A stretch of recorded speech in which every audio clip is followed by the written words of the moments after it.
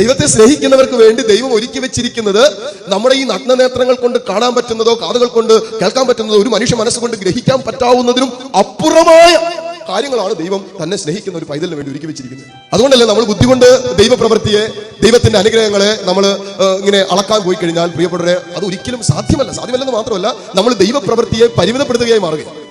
നമുക്ക് സ്നേഹത്തെ അളക്കാൻ പറ്റും. ഞാൻ ചോദിച്ചോട്ടെ, ഇത്രയും വർഷം നിങ്ങൾ മക്കളെ സ്നേഹിച്ചില്ലേ? എത്ര കിലോ സ്നേഹം നിങ്ങൾ കൊടുത്തു? പറ. എത്ര ലിറ്റർ സ്നേഹം നിങ്ങൾ കൊടുത്തു? അല്ലെ നിന്റെ ജീവിത പങ്കാളിക്ക് നിന്നോടുള്ള സ്നേഹത്തിന്റെ അളവ് എന്തോരം വരും?